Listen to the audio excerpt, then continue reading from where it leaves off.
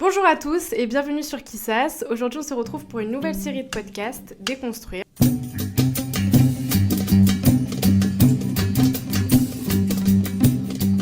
Déconstruire, c'est le podcast qui donne une voix à tous les hommes et à toutes les femmes issues d'une diaspora et qui explore comment s'affranchir des stéréotypes qui leur collent à la peau et qui évoluent entre leur héritage culturel et leur identité moderne. Et pour m'accompagner aujourd'hui, je suis ravie d'avoir à mes côtés Farah et Leïla. Coucou. Toutes les deux journalistes, mais avant tout des amies que je chéris, donc je suis très honorée d'être avec elles aujourd'hui. Nous aussi. Ouais, très fière.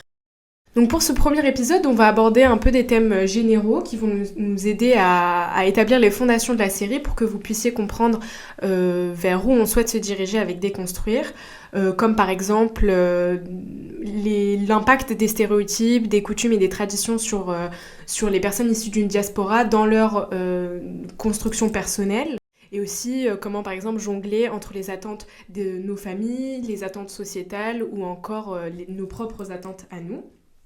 Donc les filles, pour commencer, je vous propose peut-être qu'on donne un peu à chacune notre définition de ce que c'est pas forcément un jeune, mais une personne issue d'une diaspora qui est déconstruite. Et pourquoi aussi on s'est dit que c'était une bonne idée de lancer un podcast sur ça, quoi.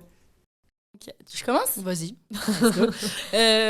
Pour moi, une personne déconstruite en général, il y a tout ce truc de t'es la première de ta famille ou de ton entourage à un peu sortir de ce que, tu sais, des voies qui avaient un peu été tracées pour tout le monde.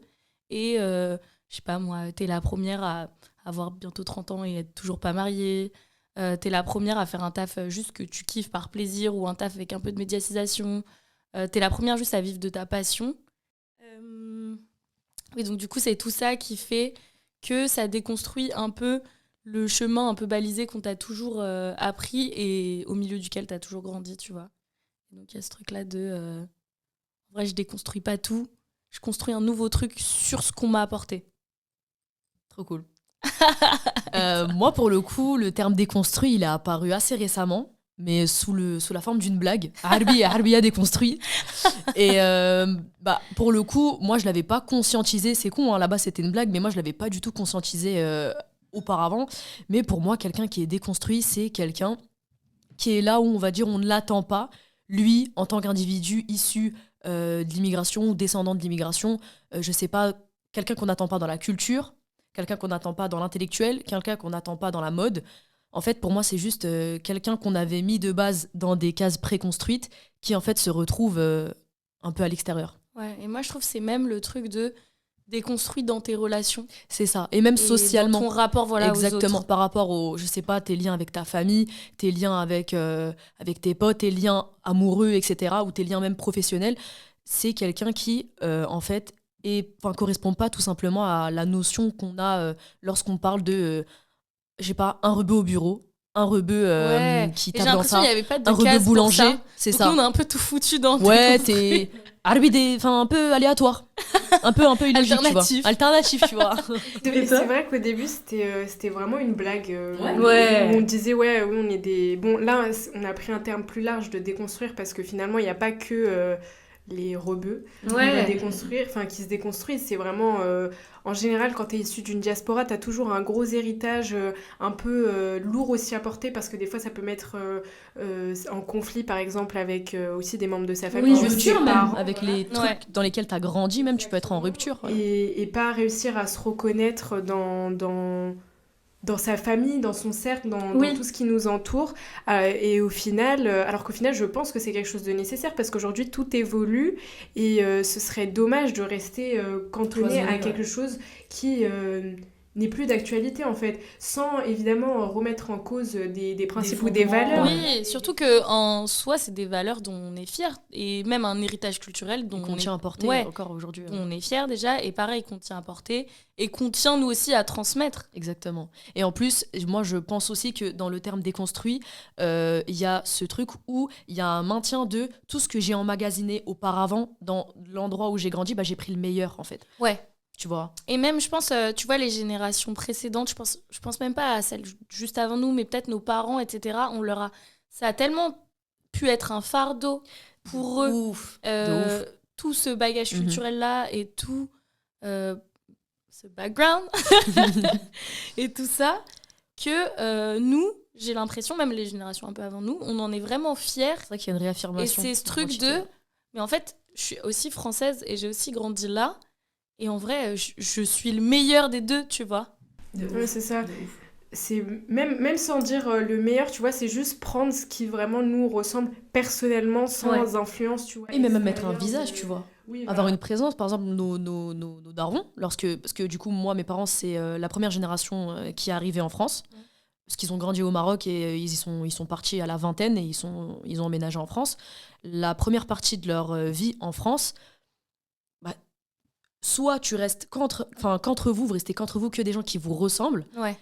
Soit en fait vous rejetez votre identité et vous vous acclimatez en à fait, ce qui se passe autour parce soit que tu tournes le dos à ce c'est que ça. t'es, c'est ça. soit tu Parce que soit ce tu soit restes que dans ce que de ouf. qu'avec ce que t'es. Que ce soit dans les médias, dans la politique, dans la mode, dans les publicités, etc. Vu que c'était une partie de la population qui était invisibilisée, t'avais pas de repères ni de quoi te référer. Et là, encore une fois, je parle d'un point de vue maghrébin, mais c'est exactement la même chose pour la communauté noire ou asiatique, en fait, tu vois. Oui, c'est ça, ça a créé comme un deux cases avec pas d'entre-deux, genre soit noir, soit blanc, il n'y avait pas de mélange entre les deux, et ça crée par exemple des trucs, tu vois, de bêtes, comme par exemple, on va prendre la communauté noire. Avant, quand on était plus jeune, si tu trouvais quelqu'un qui était un peu francisé, par exemple, t'allais dire que c'était un Renoir Bounty, parce que selon les stéréotypes, enfin, selon les traditions des Renois, quoi, là-bas, c'était pas en accord, et que donc cette personne-là, elle était considérée comme francisée, et non, en fait, elle est pas comme nous, alors qu'au final... Ou sinon, tu te prends pour ce que t'es pas. Exactement. Ça on utilise ce terme comme si c'était en défaveur, alors que dans plein de contextes, en tout cas, moi, les premières fois où j'ai entendu le terme bounty, c'était quand j'étais à l'école, et c'était quand, je sais pas... des Renois pouvaient avoir de bonnes notes, s'exprimer, participaient ou s'exprimaient bien. Tu vois.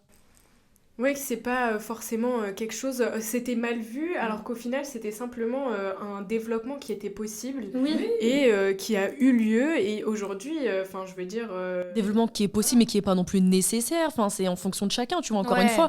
Mais c'est ce truc de constant jugement d'un point de vue extérieur de la part d'autres personnes sur nous. Et ça peut être entre nous, comme des personnes extérieures, tu vois.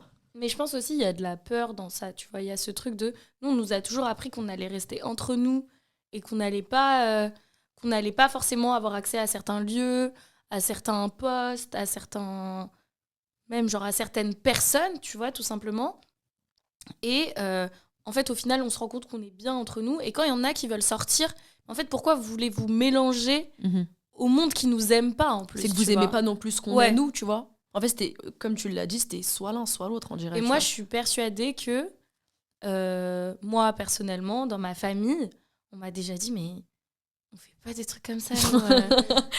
Qu'est-ce que tu fais là? C'est pas comme ça, en fait.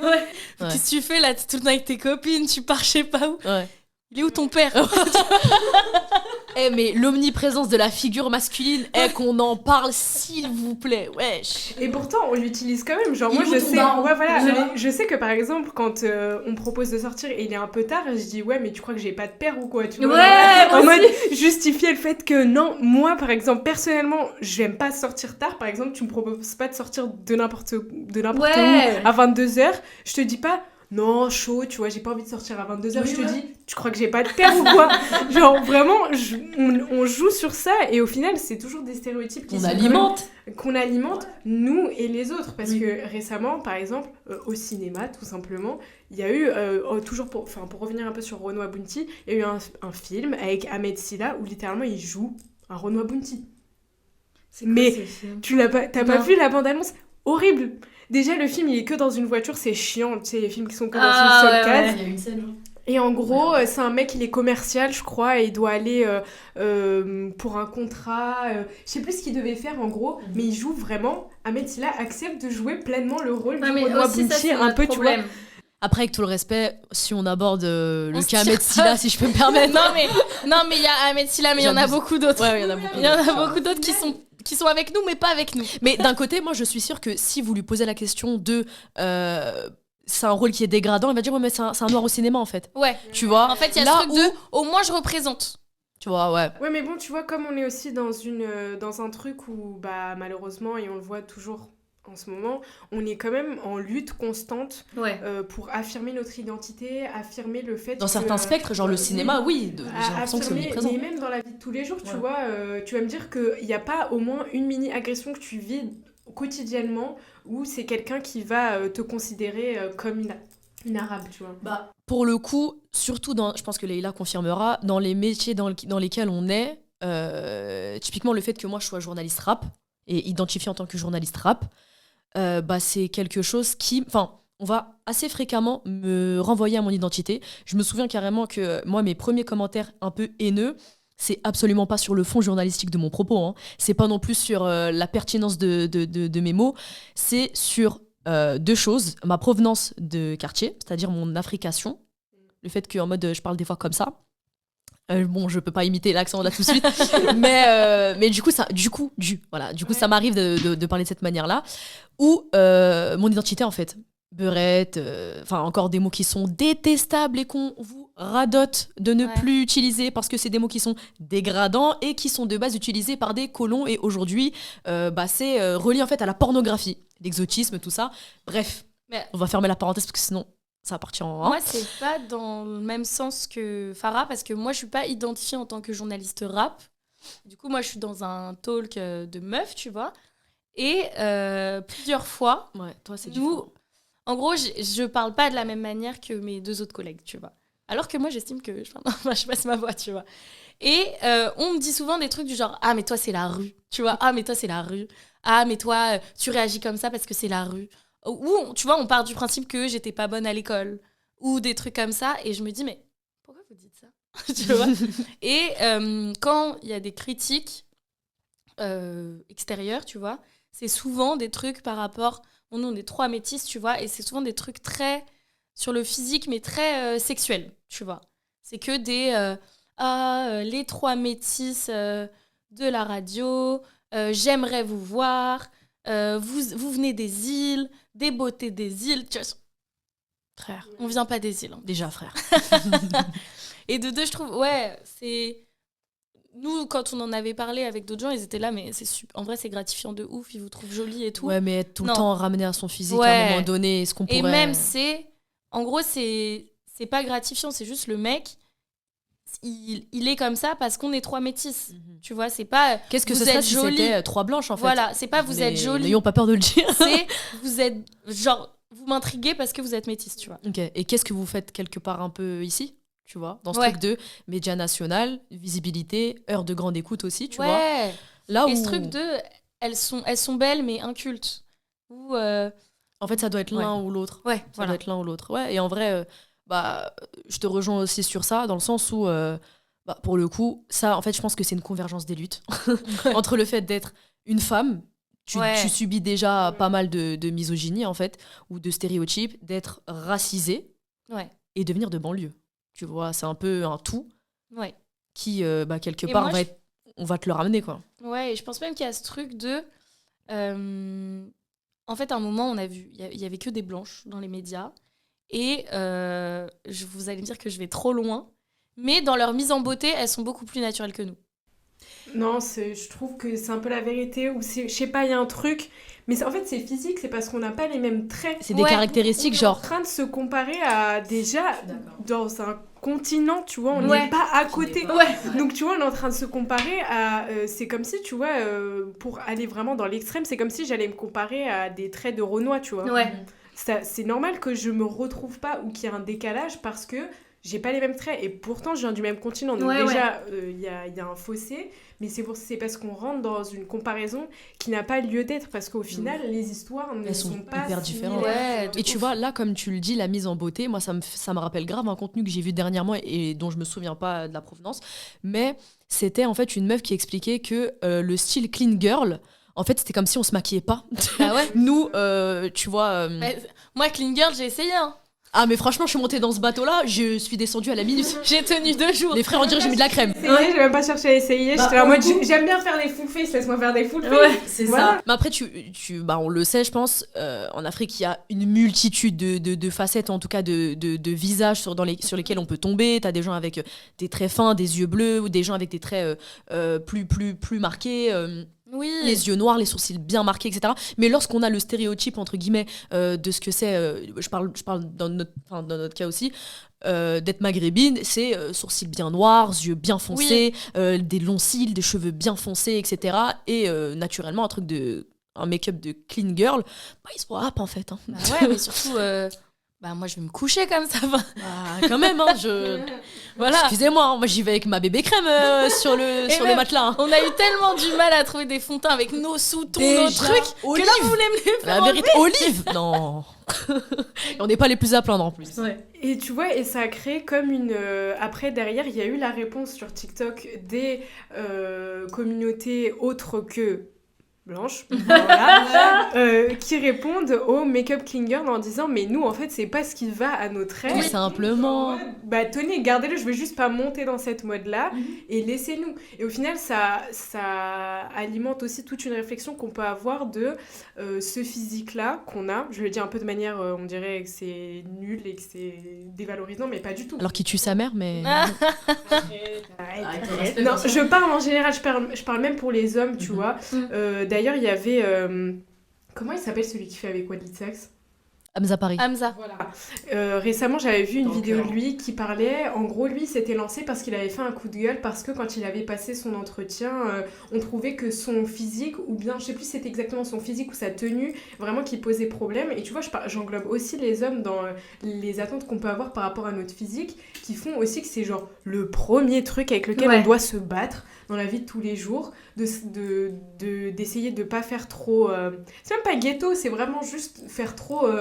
nous, enfin, je veux dire, nous, quoi, je sais pas, pourquoi moi, si tu mets ma tenue sur une blanche, voilà, pourquoi ça fait... Elle, ça ferait élégante, et moi, ça ferait ratchet. Voilà, tu vois, pourquoi on devrait déjà faire il y a une sorte de cassure, un truc, une comparaison bizarre qui fait que je peux pas m'habiller comme une autre parce que moi j'ai le teint mat ou j'ai les cheveux bouclés ou je m'appelle Yasmine, tu vois. Et je trouve que ça, c'est aussi quelque chose qui rentre dans la lutte des hommes, ce qui fait que, donc, c'est pas juste... Et en plus, eux, pour le coup, nous, en tant que femmes, on a plus de facilité à rentrer dans des sphères professionnelles, je parle pour ça en tout cas, parce qu'il y a toujours cette idée misogyne, encore une fois, qu'une femme est plus facilement façonnable, etc. Là où un homme, c'est plus récalcitrant, et eux souffrent encore plus de discrimination à l'embauche, en fait. Hein. C'est encore plus difficile pour eux. Hein. Et je pense que même la manière de parler, et juste un mec en jean, donc un rebeu ou un renois en jean avec des baskets et une chemise, il arrive à un entretien d'embauche, on est en mode ah ouais, en fait il est en basket toute la semaine et là il a fait un effort, il a mis une chemise. Et chez quelqu'un d'autre, c'est un style de cool kid, tu vois. Ouais, voilà. Et ça montre aussi qu'en fait, finalement, déconstruire, c'est à la fois, je pense, personnel, parce que tu vois, sans dire qu'il y a forcément des gens qui doivent représenter, qui doivent mener la lutte, qui doivent être genre une figure à laquelle on va s'identifier pour dire ah ouais, lui il est vachement déconstruit, j'ai envie d'être comme lui, je vais faire comme lui. Je pense qu'il n'y a pas forcément besoin d'une représentation, mais il y a surtout besoin aussi de se rendre compte que par notre déconstruction, je peux dire ça personnelle, notre construction personnelle qui va être vraiment réfléchie, affranchie de tout ce qui nous est mis dans la tête, tu vois, depuis que t'es petit, parce que voilà, ta mère, elle a grandi dans le fin fond de Skikda, alors que toi t'as grandi voilà, dans le 9-4 à Villejuif, quoi. Il y a déjà un gros décalage, et s'affranchir de ça pour nous permettre, nous personnellement, de nous construire en tant qu'être humain singulier et réfléchi. Et heureux. Voilà, épanoui dans la vie. Hein. Déjà, c'est dur au quotidien, mon frère. En plus, on se rajoute... La vie, elle est dure, frère. Voilà. La vie, elle est dure. Et en plus, pour que ce mouvement, en fait, de construction personnelle, ce soit aussi un truc, tu vois, partagé, sans, comme j'ai dit, forcément une figure, parce qu'au final, moi, je m'identifie à personne, un peu. Mais tu vois... mais je pense que c'est plein de petits gens... déconstruire, c'est un cocktail, ce qu'on veut, c'est un cocktail qui font qu'en fait on avance tous, tu vois. Et juste je sais pas moi, faites Soyez les premiers dans quelque chose. Voilà, et encore une fois, ça rentre aussi, par exemple, donc moi, rien à voir, je suis pas du tout dans le journalisme, mais dans la santé, c'est ça aussi, il y a, je pense, dans tous les domaines, un petit peu, on parle du truc de, des Renois et des Rebeux, etc., et tout enfant d'immigrés qui commence à faire peu à peu leur place dans la santé. Vous imaginez, c'est énorme, maintenant que des chefs de service, qu'un chef de service soit un Renoir, hein. C'est une folie. Bah, surtout qu'avant, c'était que des internes qu'on était allé chercher. Et encore, c'était jamais vraiment des vrais postes, tu vois. Ma mère, c'est une 77, hein, elle est pas si vieille que ça, tu vois. Ouais. Et elle, quand elle était interne, il fallait qu'elle fasse peut-être le tour des 3 hôpitaux de la région pour trouver réellement des gens immigrés comme elle, parce qu'elle aussi, du coup, c'est la première génération qui a immigré en France. Et alors, de voir que petit à petit, on arrive à se faire une place par l'intellect, parce qu'au final, c'est ce qui va gagner. Ce sera jamais une lutte qu'on va mener, parce qu'au final, ce sera toujours assombri, tu vois. Va manifester... 3 Rebeux, 2 Renois qui manifestent, ça sera jamais pareil. Oui, ce sera perçu encore une fois comme une forme de violence. Ouais, là comme où le début d'une émeute. C'est ça, là où ailleurs ce sera vu comme non mais c'est un moyen de contestation, vous comprenez, il y a plusieurs voies pour exprimer son mécontentement. Là où encore une fois c'est en fait tribalisé, hein.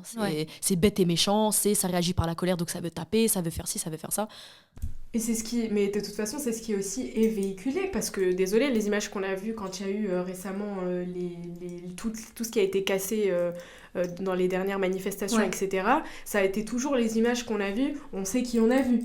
Oui. Et au-delà du fait qu'on sait qui on a vu, je pense que vous y avez aussi participé, il y a une démarche où c'est pas non plus, c'est à la base autorisé par la mairie de Paris, puis la police qui barre une rue, qui te fait faire un détour et ah non, mais dans cet endroit, vous avez pas le droit de manifester, donc on est en légitime défense de vous gazer, tu vois. En fait, c'est plein de petits trucs où, après, en termes de médias, je pense qu'on est toutes... en tout cas, bien informées sur ce sujet-là. Les médias d'intérêt public, en tout cas, qui sont diffusés à la télévision, etc. Faut prendre ça, mais avec des pincettes. Mais je vous jure, avec des pincettes. Mais faut même pas de pincettes, faut pas regarder en fait, premier c'est ça, il faut degré. éteindre cette télévision. En fait. Mais premier degré, si je le dis, c'est vraiment que c'est des médias qui offrent une désinformation telle que ils sont en partie... ils sont en partie responsables d'un repli communautaire. Mais ils sont responsables. Oui, non, mais clairement, tu vois. Responsables d'un repli communautaire, d'une désinformation telle que on en sait moins sur les gens parce que ce qu'on apprend sur eux, c'est faux. En fait, c'est une combinaison d'atmosphère qui se veut tellement anxiogène, tellement pointer une communauté du doigt, en fait, que, frère, en fait, c'est juste invivable. C'est dur d'évoluer dans les médias quand t'entends ce genre de choses. Ah, mais complètement, ça dégoûte même. Juste personne racisée, tu vois. Ça dégoûte. Quand tu développes de la méfiance et tout. Ouais, et moi, je me lève le matin, je fais partie de ce système-là, et en fait, on tire toute la journée sur des gens qui me ressemblent, des gens avec qui j'ai grandi, même des gens de ma famille, tu vois, et des trucs tout bêtes, quand il y avait tous les trucs sur le voile, moi, je me disais, mais en fait, genre, moi, mon métier, ça va être de travailler avec des gens qui tous les jours tirent sur, je sais pas moi, ma cousine, tu vois. Qui en ont fait leur combat. Ouais, et qui pensent que ma cousine est un danger pour leur identité, pour le pays. Et franchement, moi je trouve que c'est trop compliqué de... Et en plus, là, c'est grave intéressant ce que tu viens de dire, parce que, pour le coup, j'ai l'impression que quand on accède justement à ces choses-là par l'intellect, c'est comme si, en fait, d'un côté, je dis qu'on ne devrait pas porter tous les combats parce qu'on doit s'incarner nous en tant que nous-mêmes, mais typiquement, moi, je sais pas, les femmes noires, les femmes voilées, etc., c'est comme si c'était mon combat, en fait, tu vois. Oui, moi aussi. Je fais pas de distinction sur ça, tu vois. Mais genre, c'est viscéral pour moi, j'ai vraiment ce besoin-là, quand j'arrive dans une sphère professionnelle où j'atteins un certain grade ou que j'accède à quelque chose, que je me dise... Ouais, mais mes sœurs, elles peuvent le faire avec moi, tu vois. Après, j'ai beaucoup ce truc entre femmes, tu vois. Ouais, tu vois, être aussi comme le visage, en fait, de quelque chose, d'une communauté. En fait, on se met nous-mêmes un poids, parfois. Et tout le temps, tu vois, on se met souvent une pression et un poids en se disant qu'on a quand même cette obligation d'être un peu parfait, irréprochable, etc. Parce que derrière, il y a tellement un nuage vraiment noir, même pas gris, tu vois, autour de nos communautés, pour les erreurs des uns des autres, tu vois, parce que ça, c'est ce qui alimente, malheureusement. Oui, mais surtout, c'est des erreurs personnelles. Voilà. Genre, ça n'a Carrément. aucun rapport avec des erreurs groupées. On peut pas généraliser. Ouais. Parce que, encore une fois, et là, tous les jours, désolé, mais tous les jours, on nous prouve à quel point il y a encore, aujourd'hui, en 2024, un traitement qui est différent entre une personne qui est racisée et une personne qui est dite française de souche.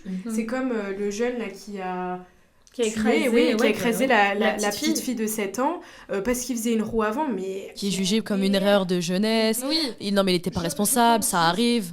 Voilà, je pense juste à mon frère qui a le même âge que lui et qui lui aussi a un scooter. Je sais qu'il lève la roue sur la route. On sait. Tu sais qu'il cabre, tu sais qu'il fait frotter la bavette, tu sais qu'il le fait. Donc je me dis, imagine, il se serait retrouvé dans une situation comme ça. En visualisant mon frère et à quel point il est typé, tu sais que c'est un rebeu ou peut-être un tis, mais des îles lui aussi.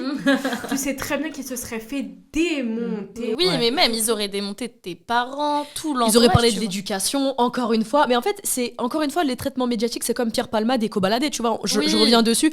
Pierre Palmade... il y a eu un double traitement médiatique. Le premier qui était en mode « Ouais, il a une vie ». En fait, c'était plus une question de voyeurisme en mode « Ouais, ce mec, il faisait des gangbangs, il sniffait de la coke du matin au soir. » Et en fait, les gens étaient en mode « le ça show altère. business français. C'est le show business, c'est ça en vrai. Ouais. » Et à côté, c'était « Non, mais vous savez, sa vie, elle est triste, etc. » Et il y avait un petit peu de « C'est grave ce qu'il a fait, mais il y avait énormément de... » On a les yeux rivés sur son train de vie parce qu'il est tellement dingue et tout. Et surtout, il est dingue, mais il est malade aussi. Parce que c'est des addictions. C'est ça, exactement. Et ça, je peux l'entendre. Hein, mais les deux sont condamnables. C'est une maladie, etc. De ouf. Mais... T'as commis un acte ouais. qui est si grave que, juridiquement parlant, tu dois avoir le même traitement que quelqu'un qui aurait fait la même chose que toi. Oui. Tu vois. Question bête, est-ce que vous vous rappelez, quand vous avez regardé la télé, est-ce que vous savez si finalement ils sont décédés ou pas, la famille qui l'a percuté? Elle a perdu l'enfant. Tu vois, c'est au final, la finalité, c'est de savoir si est-ce que dans cet accident il y a eu des morts ou des blessés. On n'a pas la finalité parce qu'on s'est focalisé sur lui, sa vie. Raconter ce qu'il a fait, tout le chemsex, les trucs qu'il a fait, tout et n'importe quoi. Oui, tu vois, en tant que professionnel de santé, j'étais là en mode ouais, les addictions et tout là, c'est quand même grave, etc. D'accord, mais l'action, finalement, qu'est-ce qu'on en fait? La finalité, aujourd'hui, je n'arrive plus à me rappeler. On l'a pas. Ils sont décédés ou pas? On l'a pas. Mais c'est comme là, Kobalade récemment. On sait tous que. Avec. Surtout que. Alors peut-être qu'il roulait vite, etc. Et ça, j'en sais rien, j'étais pas là. Et puis c'est condamnable dans tous les cas, tu vois. Mais en fait, moi, j'ai peur de. En fait, ça va vraiment être l'homme le plus détesté de France, alors que c'est une erreur qu'il y a plein de jeunes qui ont déjà faite. C'est une erreur que tous les étés, t'as des jeunes qui partent en voiture, qu'ils soient blancs, arabes, noirs, chinois, thaïlandais, j'en sais rien. Tous les étés, t'as des jeunes qui partent en voiture, qui font des accidents, qui se crachent dans les calanques, etc. Et c'est un drame, hein. Mais je pense pas que continuer à les marteler... C'est un mec qui, pareil, on parle d'addiction, bah ouais, le mec, il fumait des joints tout le temps avant, il essaie d'arrêter, il a repris. Ok, mais ça arrive à tous les gens qui essaient de se sortir de ce genre de choses. Il y a une rechute. Ouais, voilà. Et que la fois où il a fait une erreur, bah en fait, on le remartèle avec ça. Mais ce mec-là, comment on veut l'aider à s'en sortir? Parce que l'objectif, en fait, c'est de les soigner aussi, ces gens-là. Bah, l'objectif du système incarcéral français, en tout cas, parce que je sais que dans d'autres pays, c'est complètement différent, il y a toute cette démarche de correction, en fait. Ouais, et de réinsertion plus tard, normalement. C'est pour ça qu'on n'est pas non plus dans des trucs de peine de mort, de ci, de ça, parce que pour nous, la manière dont la justice, ça dépend sur quel sujet, en tout cas, typiquement, le viol, c'est complètement différent, parce que, bref, on va en parler dans un autre épisode, mais le but juridique et d'incarcération, en tout cas de la prison, c'est de corriger les personnes de manière à pouvoir les réinsérer en société et qu'elles ne représentent plus un risque pour elles-mêmes ou pour les autres, tu vois. Donc à ce moment-là, quand est-ce que lorsqu'on fait une chasse à la sorcière médiatique, quand est-ce qu'on arrive à faire ce même jugement entre toutes les personnes, tu vois? Voilà, et pourquoi pour Pierre Palmade, on n'avait pas tous les tenants et les aboutissants, tu vois? Et que là, on peut dire directement, on sait qu'il a fumé à telle heure. Enfin non, on cherche même pas à savoir le grammage ou quoi, on se dit juste, le mec, il a fumé, il était complètement défoncé, ça rajoute qu'il était sous ballon en plus de ça. En vrai, on n'en sait rien non plus. Donc, si on attend les tenants et les aboutissants pour Pierre Palmade, on doit attendre ceux de Koba, tu vois, tout simplement. Je suis d'accord. Et tu vois, pour revenir sur le... Parce que là, on s'est vraiment... Ouais. On est rentré dans... On était avocate de cobaladé. Non, mais alors ça se fait pas. Mais en vrai, ça prouve juste qu'au bout d'un moment... Parce que là, on pourrait partir des heures et des heures sur expliquer pourquoi... Oui, voilà, pourquoi là, on a parlé de ça. Pourquoi là, dans ces médias-là, on en a parlé comme ça. Alors qu'au final, je veux dire... Encore une fois, la lutte n'est que intellectuelle, parce que là, il y a des générations à remplacer malheureusement avec une certaine vision de la vie dans laquelle on ne peut rien faire, on ne peut pas changer. Il y a des choses qu'on ne peut pas changer. Pour vous dire à quel point ça peut aussi être grave, par exemple, qui lit des journaux et achète des magazines? Les populations les plus vieilles, en tout cas. Enfin, je sais pas, t'achètes des magazines, toi? Non. Non, toi non plus? Voilà. Pas de papier. Voilà, nous, on n'est pas branchés, par exemple, papier. Faut savoir que ce qui est écrit dans les magazines et les journaux, et même juste les représentations qui sont faites, par exemple, juste des femmes, vous avez déjà vu une Renoir ou une Rebeu, voilà, sur une couverture, je sais pas, d'un magazine, je parle pas de Vogue, je parle de Elle. Ouais. Vous avez déjà vu une Rebeu? Mais déjà, sans qu'on parle du fait qu'elle soit Rebeu ou Renoir. Genre, oui, voilà. Il y a... Et Elle encore, c'est pas les magazines les plus refermés, tu vois. Oui. Genre, dis-toi carrément pour te dire, mais après, pour des médias vraiment d'opinion publique qui sont imprimés et distribués le matin ou dans les kiosques d'information, etc. Oui, t'as des sujets qui sont extrêmement vieillissants, etc. Mais... Sauf les tiens, dans 20 minutes. Merci beaucoup. D'ailleurs, ils ont été publiés. Papier et ça. C'est pour ça que je viens de me rappeler, je me dis mais comment t'achètes pas des journaux papier, ma sœur, alors que tu es dans le journal papier? Je prends que les miens. Là où il y a marqué Farabir, j'achète mes journaux. Et juste pour revenir sur la presse française, il y a aussi, là, c'est une source d'information, mais aussi qui touche un peu toutes les populations. C'est pas des populations problématiques, mais c'est celles où il y a vraiment des stéréotypes qui sont ancrés et qui continuent d'être véhiculés entre eux, parce qu'on avait juste à voir pendant les élections, où il y en avait beaucoup qui disaient « Ouais, mais... » qui vivaient dans des quartiers tranquilles de la Creuse et qui disaient non mais je sais comment, je vais citer un monsieur parce que je vais jamais oublier, non mais je sais comment ça marche, je suis pas con, j'ai vu à la télé. Et quand la personne elle lui a dit mais et dans ta rue il y a des gens ou pas? Non. Mais tu ne les vois même pas. Mais c'est comme dans le 16e, quand ils sont... Quand tu vis dans le 16e, t'es dans le marché de Passy. Mais laisse ça. Tu me dis que tu souffres d'insécurité, il y a la police ici, dans la Creuse, il y a un arabe et il est boulanger, il est sympa, tu vois, genre... Enfin, je sais pas comment t'expliquer, mais...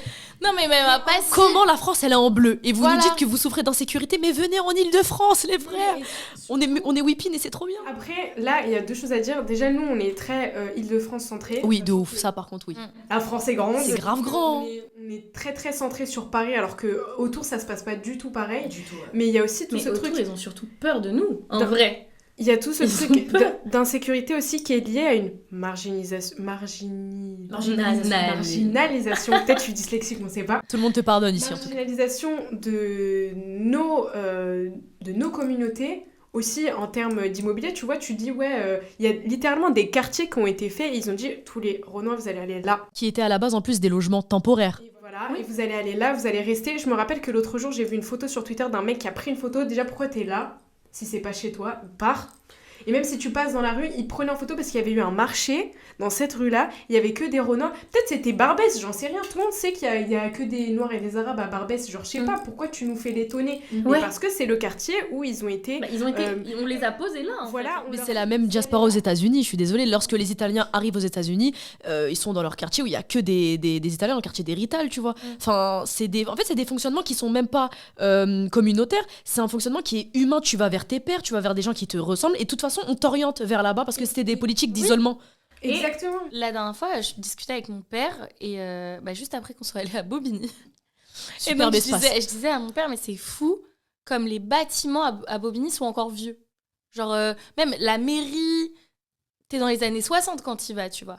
Et il m'a dit, mais tu sais qu'à Bobigny, on n'avait pas construit de lycée. Parce qu'on s'était dit qu'en fait, cette population-là, elle irait pas au lycée, ils iraient directement travailler, c'est que des enfants d'immigrés. C'est un truc de ouf. Et c'est que très récemment, je pense, dans ces 20-30 dernières années, qu'on a construit des lycées à Bobigny. Tu vois, et je me dis, en fait, on les a juste parqués là. Et dans tous les cas, vous serez de la main-d'œuvre. On va vous faire grandir dans l'idée que vous serez des mains, vous serez des bras, vous serez de la force. Et en vrai, on s'en fiche du reste, tu vois. Mais et tout ça, comme tu l'as dit, bon, les États-Unis, c'est lié à la colonisation. Quand ils ont colonisé cette terre-là, ils se sont aussi un peu rangés. T'avais les Irlandais, les Italiens, le truc. Donc ça, déjà, de base, dans leur histoire, ça a créé des quartiers un peu par communauté. Mais même plus tard, dis-toi, hein, même vraiment à New York, etc., lorsqu'ils sont venus pour s'installer définitivement, ils étaient en mode quartier d'héritage. Non, mais c'est naturel, tu vois.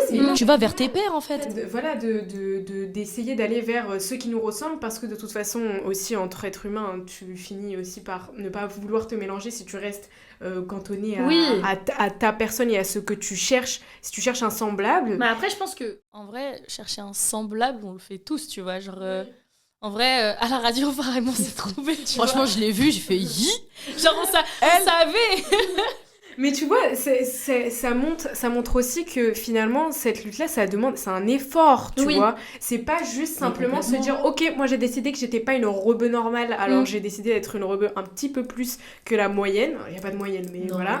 Pour expliquer dans des termes un peu basiques. Et au final, tu vois que finalement, tu dois produire un effort parce que la société fait que... Bah, naturellement, typiquement, on souffre de disparité territoriale, en fait, de par l'accès au transport, etc. Ouais. Quand tu remarques que c'est un bourbier de se rendre sur Paris, que tu prends plus d'1 heure pour juste te retrouver à Châtelet. Tu veux être étudiant en droit, t'habites dans le 9-3, bon courage. En fait, Moi, j'étais en droit, j'habitais dans le 95, et c'était à... Et encore, c'est Malakoff, tu vois. En gros, 9-2. la fin de la 13. Bah, un bourbier. Je mettais 1h30 à aller en cours. Mais 1h30 à aller en cours les premières semaines, quand t'es en septembre et qu'il fait beau, ok. Maintenant, rajoute les grèves, rajoute le froid, le matin tôt, il et fait nuit. Ouais, la motivation qui baisse, parce que c'est oui, comme ça dans les études. T'as des moments où t'as plus envie d'y aller. Mais l'amphi, il se vide, mais il se vide pas de Parisiens. Il se vide de gens de banlieue, tu vois. Et c'est aussi des choses, tu vois, pour lesquelles t'es pas forcément conscient, tu vois. Oui. Tu te dis pas forcément, toi, tu fais le chemin tous les jours. Genre oui, tu te casses le cul à aller jusqu'à la fac, etc. En fait. Ouais, et tu te dis c'est comme ça, alors qu'au final, non, tu devrais être félicité parce que tous les jours, tu te réveilles pour te casser... C'est un effort en plus pour te casser la tête, te réveiller 1 heure plus tôt ou même 2 heures plus tôt pour faire le trajet, pour aller jusque dans ta fac, pour étudier parce que tu veux un diplôme, parce que c'est pas forcément s'en sortir, parce qu'aujourd'hui, en vrai... tout le monde fait un peu des études X ou Y temps après le bac. Ou arrive à s'épanouir d'une certaine manière dans une formation ou dans un... Tout le monde choisit de prendre une voie ou une autre, et donc c'est toi juste et tes efforts que tu fournis quotidiennement parce que la vie fait que on a été pas forcément placé là, tu vois, mais au départ, on a été un peu désavantagé par notre histoire. C'est vrai que la valeur de parité, elle est hyper importante. Moi, il y a un truc qui m'énerve, c'est quand je faisais mes études, etc., et que je galérais à trouver un stage, et qu'on me disait, non, mais fais un effort, sois patiente, machin. Mais déjà, venir tous les jours, payer une école à ce prix-là, me déplacer tous les jours, faire 1h30, machin, c'est déjà des efforts que je fais dans ma vie de tous les jours. Et là, vous êtes en train de me dire que moi, je dois encore redoubler d'efforts, alors que vous, cet effort, de base, vous le faites pas, tu vois. Et c'est pas de la hate envers les gens qui vivent sur Paris, ou les gens juste qui ont à qui on a facilité les choses. Mais c'est juste, des fois, en fait, t'es fatigué de devoir faire un effort pour avoir la même chose que tout le monde, tu vois. Et c'est indéniable que ça crée, je sais pas si on pourrait dire de manière psychologique, des traumas, mais des frustrations, c'est sûr. Parce que je connais des potes qui aujourd'hui sont très bien dans leur vie, mais ils me diront, ouais, non, moi par exemple, je veux qu'un appart sur Paris. Parce que quand j'étais plus jeune, quand j'allais à l'anniversaire d'une telle, j'arrivais dans un appart haussmannien, le plafond il était encore plus haut que moi, ça faisait 16 mois. Ça se fait 16 fois moi le plafond. Donc tu vois, et ça a créé en moi comme une sensation de pourquoi moi j'ai pas ça, tu vois. Oui. En dessous. Et ça rentre aussi dans tout ce qui nous a construit, nous, en tant qu'enfants, ensuite adolescents, et puis après jeunes adultes, avec tout ce qui a été, tout ce qui nous a entourés. Donc là, on a parlé aussi de l'impact là, qu'on a eu des médias, etc. Mais ça, je trouve que c'est un peu plus actuel quand même. Quand t'étais plus jeune, tu te rendais pas forcément compte qu'on tirait sur ta tante qui porte un voile, tu vois. Tu te rendais pas compte vraiment. Même si je trouve que les générations en dessous de nous sont quand même un petit peu plus éveillées sur le fait que y a vraiment un problème. Mais elles ont accès à beaucoup plus de trucs plus et à de beaucoup ressources. plus de contenu. Exactement. Qui explique en fait, il y a beaucoup de vulgarisation d'informations, etc. Bon, ils ont accès à beaucoup plus de choses qu'on n'avait pas nous avant, et pourtant on a réussi à s'en sortir, Dieu merci. Mais il y a aussi ce qui nous entourait, et puis après il y a aussi entre nous, enfin je veux dire, moi j'ai été dans un collège de banlieue, bon mon lycée c'était dans le 13e s'il te plaît, donc finalement c'était aussi un lycée de banlieue, et puis après, enfin je veux dire, entre nous il y avait quand même ce truc de, on nourrissait les stéréotypes les uns des autres, tu vois, on a parlé de Renoir Bounty avant, mais il y en a tellement. Mais surtout en tant que meuf. La point PRV, la 9 de I, tu vois, plus... Garçon manqué aussi quand tu veux échapper à tout ça, mais en fait, tu passes par tellement, j'ai l'impression, de crise d'identité. Enfin, en tout cas, moi, personnellement, à titre personnel, j'ai été 8 personnes dans mon adolescence. Genre, je savais pas qui j'étais. Et en fait, je voulais tellement... Parce que pour moi, l'apparence physique et la manière dont on s'exprime, etc., enfin, tout ce qu'on incarne, ça a une telle importance pour moi d'être la vitrine de ce que je suis intérieurement, que pendant mon adolescence, je suis passée par des phases, mon frère. Une psychopathe, la raclée, hein, vraiment. Vraiment une ouf, genre... Et tu vois, il y a tout ça aussi, il y a un peu un truc de... J'arrive pas à me rappeler si vraiment les garçons leur disaient quelque chose. À part Renoir Bounty, tu vois. C'était pas toujours les filles. Rebeu, bah en fait, rebeu, c'est quand c'était... rebeu, c'était... soit t'étais cité ou féminisé. Ouais. Féminisé, efféminé. Féminisé, pardon. Ou sinon, t'étais un lèche-boule, parce que tu participes en cours. Parce Ouais, mais tu vois, c'était pas... c'est pas sur le physique, tu vois. Non. C'était beaucoup plus parce que sur la manière d'agir, ouais, bah il est efféminé parce que je sais pas. Après, eux, je pense que eux doivent souffrir de certains trucs auxquels, tu sais, par exemple... je sais pas, le fait de la violence, s'affirmer, se battre, etc. Enfin, les hommes, c'est assez différent. De toute façon, je pense que... Enfin, à titre personnel, je peux pas parler à leur place, tu vois. Mais en tant que femme, le traitement, il est radicalement autre, il est radicalement plus dur parce que c'est constant. Et pour les mêmes actions, un homme et une femme, une femme, ça va être une affaire d'État. Un mec, on va le féliciter, tu vois. Et oui, on en a pas parlé, on en a parlé la dernière fois quand on s'était vu, mais même autour, bon, ça je pense qu'on pourra en débattre mille et... Ça peut mériter un épisode, un autre épisode, mon frère. Mais il y a comme le truc de quand t'es plus jeune, il y aura toujours le truc de ouais, ah lui il a eu plein de copines, parce que c'est un charreau et tout, je sais pas quoi. Ça, mais une fille c'est pas une charreau. Qui va te marier, qui va et nous on pense directement aux hommes de ta vie. Mais si ton père il savait, exactement, et, et tes frères ils sont au courant, et ton futur mari, il est même pas là, ça pourrait ça n'a pas à le déranger, ça doit pas être un critère. Enfin, c'est propre à chacun, mais ça a absolument pas à être un critère. Enfin, qu'est-ce que tu viens me parler d'un mec, il est même pas encore dans ma vie. Enfin, j'ai envie de te dire, on est en cours de français, genre, t'as vu? Et ça, le pire, c'est que c'est devenu une blague aussi. Ouais, ma dot, c'est 0. Ouais, c'est un grain de riz, c'est, tu vois. C'est une clope. Et ça, tu vois, c'est que des trucs qu'on pouvait comprendre entre nous. Enfin, genre, je veux dire, jamais rigoler avec un blanc sur la dot, tu vois, parce que vas-y. Mais déjà, eux, ils vont dire, mais vous achetez les femmes encore, ouais, tu vois. Alors que non, frérot, c'est des sous-goûts. C'est bien gain. Et tout ça, ça a quand même conditionné. Ouais, comme t'as dit, toi, ça fait plusieurs crises identitaires, tu vois. Mais moi, par exemple, j'étais aussi. Moi, j'étais une point PRV. Hein. Point PRV, pour ceux qui comprennent pas, c'est genre la rebeu de base. Tu vois, basique, qui s'habille chez... en cuir. Qui s'habille chez Zara, cheveux lisses, exactement. Puis après, en fait, au final, c'est hyper misogyne. C'est une singerie de dire à quelqu'un t'es une point PRV, parce qu'au final, c'est juste son style personnel, tu vois. Et si elle est très bien dans son style personnel, c'est son dos. Et si on prend ton style et qu'on le pose sur une blanche, on va mettre comme style classe French. Ouais. Tu vois ? Enfin, à un moment donné... Faut laisser les gens vivre, en fait. Et au final, et ça crée aussi, tu vois, pour dire que c'est un style à part entière, ça crée aussi un truc de, par exemple, ma meilleure amie, elle n'est pas point PRV, tu vois, parce qu'elle est très affirmée, mais elle est très c'est pas de la superficialité, tu vois. Par exemple, elle a des piercings, elle a 2 piercings au nez, elle a des piercings, on s'en fout, quoi, tu vois. Mais elle est peut-être un peu plus dans un... Extravagante. Extravagante. Quelque chose qu'on lui accorderait. Elle est très féminine. Parce que, par exemple, tu vois, quand elle va dire, ouais, bah, je suis pharmacienne, je suis en 5e année de pharmacie, tu vois, on va lui dire quoi? Tu vas être docteur en pharmacie, toi? Ouais. Pourquoi? Parce que je peux pas mettre, je sais pas, un jean déchiré ou un croc-top, n'importe quoi, tu vois, genre...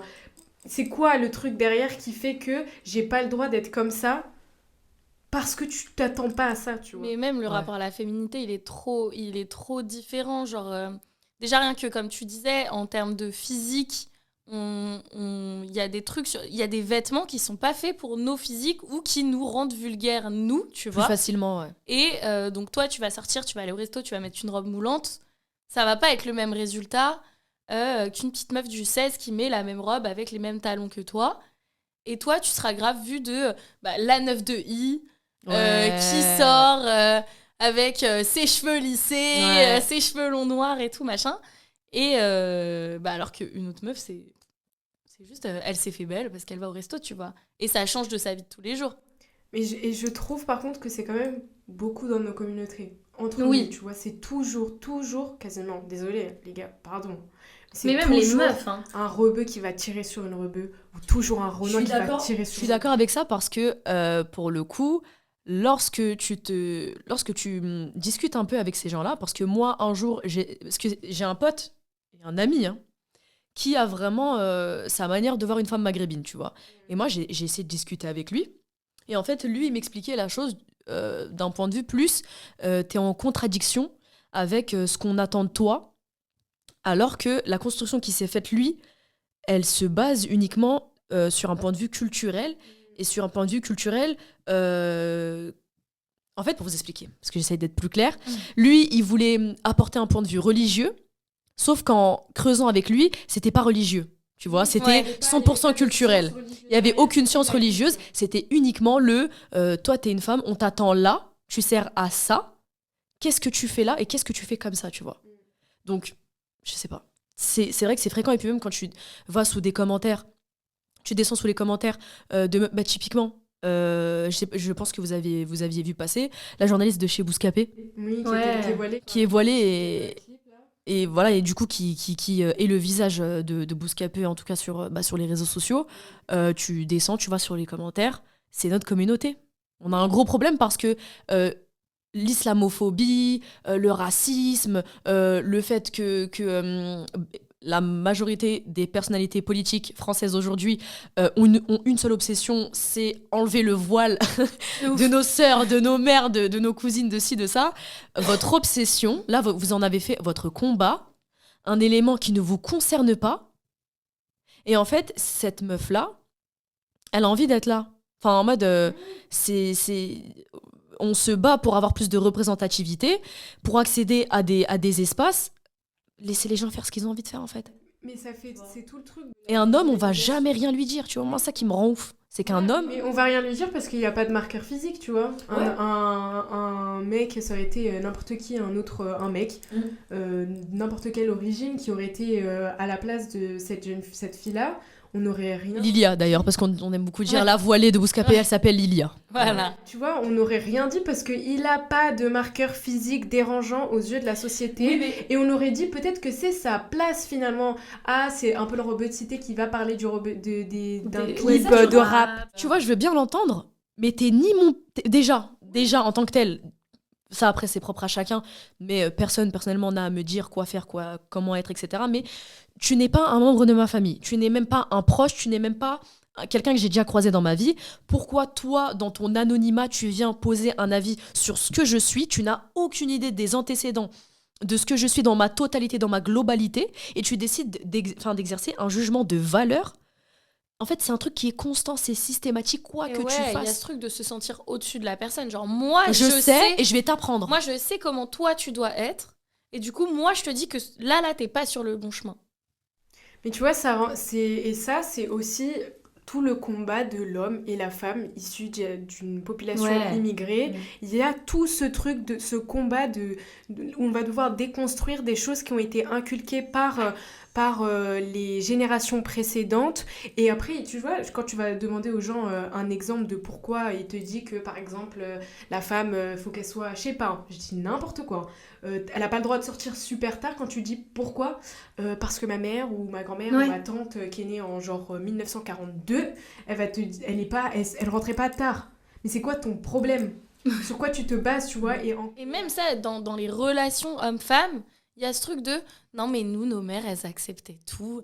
Et c'est le problème de chacun, de tout un chacun, de comment il construit ses relations, à quel endroit il se place et quel est le contexte, tu vois. Enfin, genre, je veux dire, c'est des choses qui ne regardent personne et c'est des trucs personnels qu'on est obligé de porter dans notre construction personnelle, accepter que dans la société, les gens ils sont pas d'accord. Il y a parfois des divergences au niveau de la place de la femme ou de la place de l'homme d'ailleurs. En fait, la place de la femme qui est encore aujourd'hui discutée sur des sujets qui vraiment et la place de la femme mais aussi la place de l'homme. Oui. Pourquoi on oblige les hommes à être aussi masculins, aussi je tape du poing sur la table, alors que incarner quelque chose alors que non. Chacun sa personne et sa personnalité. Exactement. Et puis ça peut correspondre à certaines configurations, je sais pas, de relations amoureuses ou professionnelles ou amicales ou autres, tu vois.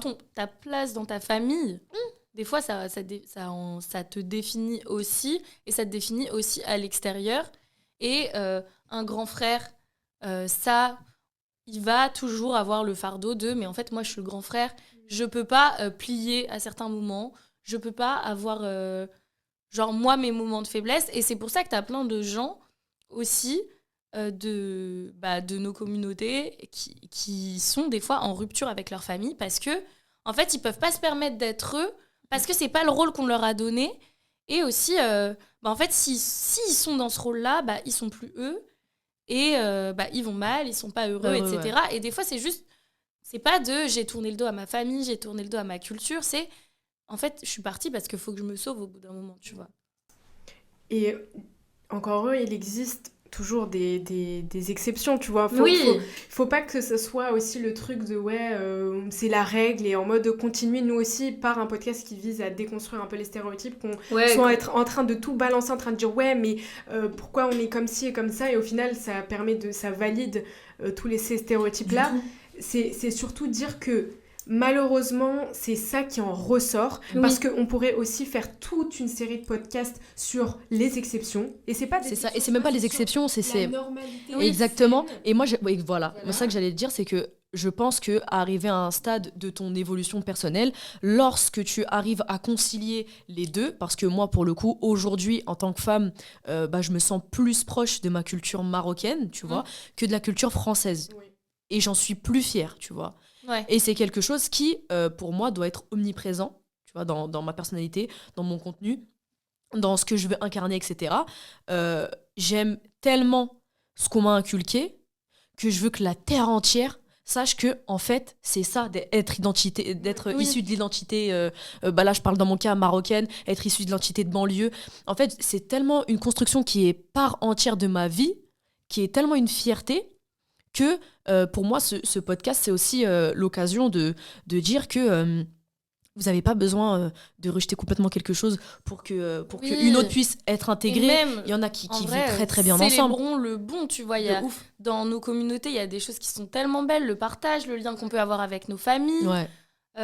Les valeurs, les coutumes, la manière même à quel point on aime l'amour, tu vois. Il y a plein de choses, tu vois, qui sont hyper valorisante en tout cas dans nos cultures, et que c'est la réalité. Et moi, que c'est les valeurs humaines que je respecte le plus en fait. De ouf. Et c'est les trucs dont je suis le plus fière et dont je me dis mais en fait la manière dont j'aime sincèrement les gens qui m'entourent, en fait c'est ça qui me constitue, et c'est ça qu'on m'a inculqué, et c'est ça je veux qu'on se dise ah ouais mais Leïla en fait c'est une meuf, ses relations elles sont vraies, elle est dans l'honnêteté. Elle considère les gens à leur juste valeur, et elle considère pas les gens selon ce qu'ils lui apportent ou selon ce qu'ils font dans la vie, par qui ils sont entourés. Et moi, je trouve que c'est vraiment ça qu'on m'a inculqué, et c'est ça que, je sais pas, je veux que ça émane de moi, et j'en suis trop fière, tu vois.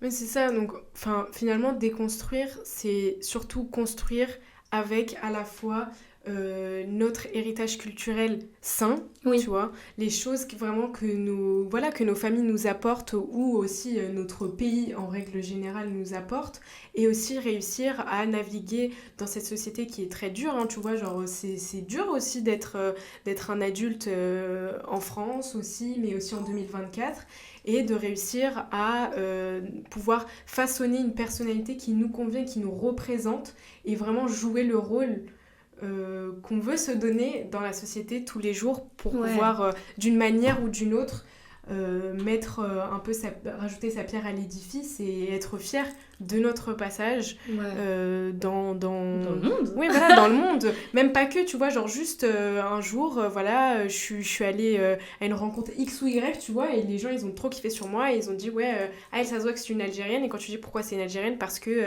elle est fière, mais parce qu'aussi elle est honnête, parce que tu vois, elle est chaleureuse, elle est accueillante, tu vois, et réussir à se façonner cette personnalité, cette image-là. Plus, ce qui est un peu, entre guillemets, paradoxal, c'est que en tant que construction, en France, les spectres médiatiques attendent qu'on soit plus effacé, etc. Alors que, typiquement... Qu'on soit effacé ou trop là. Dans la manière dont les femmes, souvent maghrébines en plus, sont représentées, c'est toutes discrètes, elles doivent être comme ça, etc.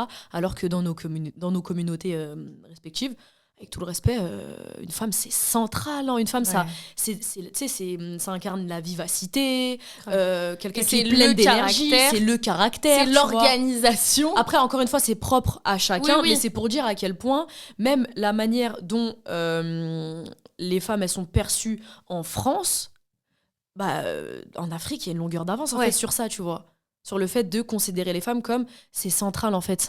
C'est le nerf de la guerre, frérot. Sans elles, c'est RKO, tu vois. Mais de toute façon, je pense qu'on pourra... ça, c'est des sujets sur lesquels on peut discuter des heures et des heures. Et c'est ce peut faire pourquoi... un Twitch de 24 heures. C'est ce pourquoi je pense qu'il est nécessaire aussi d'avoir dans Kissas aussi un truc, tu vois, où on peut échanger réellement autour de ça, parce que certes, ça c'est aussi l'histoire des diasporas, etc., mais c'est surtout aujourd'hui, nous, en tant qu'enfants d'immigrés, ou immigrés tout court, comment on crée notre place, comment on lutte tous les jours pour être une personne à part entière. Et en tout cas, je suis très très très très très très très très très très contente de faire ça avec vous. Et je trouve que c'est enrichissant, personnellement pour moi, de pouvoir aussi échanger, juste écouter aussi en tant qu'auditeur, être quelqu'un qui va écouter la vie d'un autre, un autre point de vue et de nouvelles connaissances, parce qu'encore une fois, la finalité viendra avec le développement de l'intellect.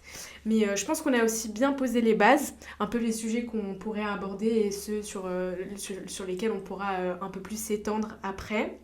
Donc déconstruire, c'est un concept qui est complexe, mais qui est très très très important à aborder aujourd'hui pour le bien de nos communautés et de toutes ces personnes issues de diaspora. En tout cas, moi on espère que cet épisode vous aura plu, que vous avez passé un bon moment avec nous et que ça vous a aussi permis, si vous êtes issu d'une diaspora ou pas d'ailleurs, de comprendre les défis aujourd'hui qui découlent de ce concept-là, et puis mais aussi les défis, les opportunités que ça représente. En tout cas, dans les prochains épisodes, on abordera des thèmes encore plus spécifiques, comme par exemple la santé mentale dans nos cultures ou encore le monde du travail, tout simplement. Et en attendant, prenez soin de vous et on se revoit très vite sur Kissas. Bisous.